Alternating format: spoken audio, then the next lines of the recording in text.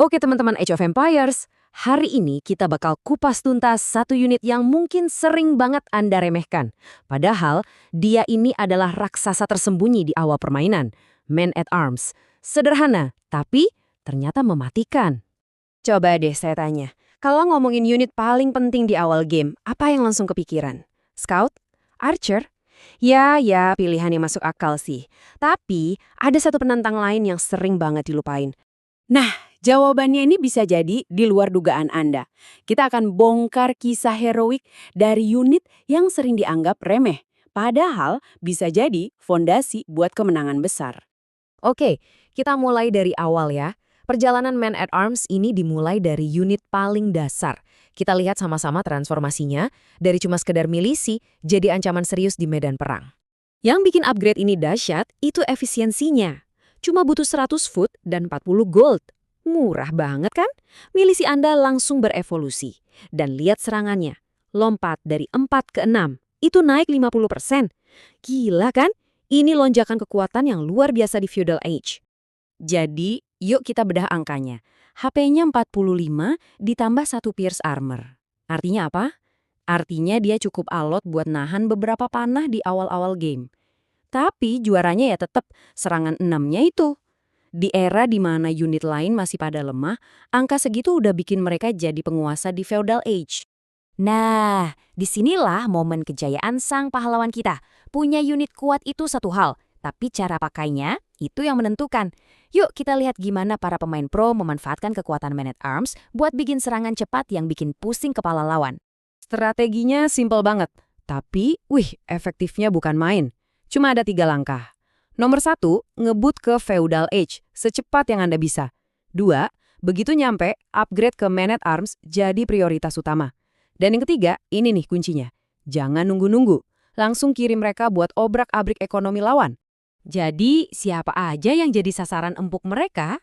Wah, banyak. Misi utama mereka itu jadi perusuh. Mereka jago banget gangguin villager, bikin ekonomi lawan macet total. Nggak cuma itu, mereka juga menang lawan unit infanteri awal lain kayak Spearman atau Eagle Scout.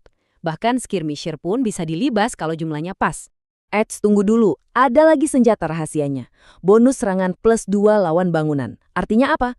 Mereka bukan cuma jago gangguin villager, mereka bisa ngerobohin bangunan loh. Rumah, barak, atau bahkan tower bisa hancur cepet di awal game. Bayangin aja kekacauan yang bisa mereka buat di markas lawan. Oke, kedengerannya OP banget ya.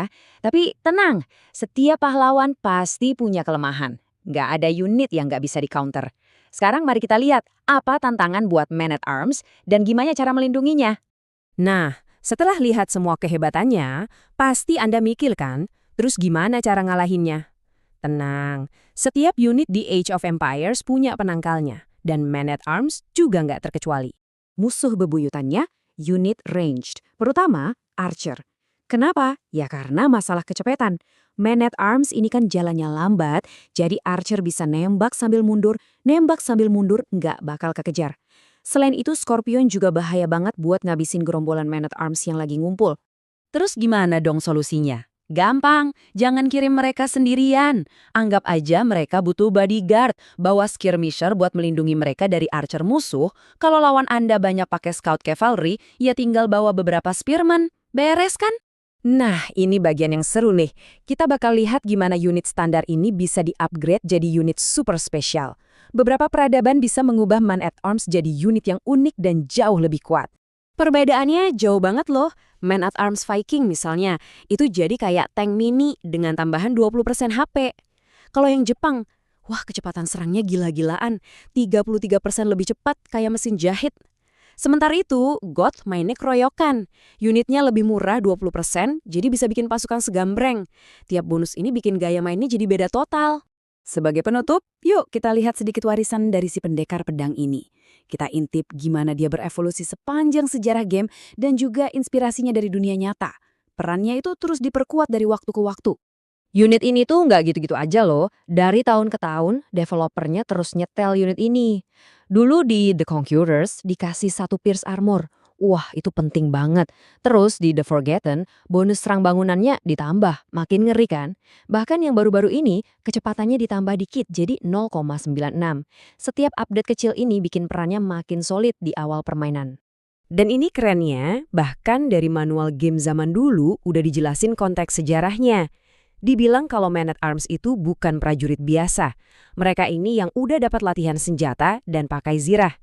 Mereka itu inti atau tulang punggung dari kekuatan tempur pasukan feodal.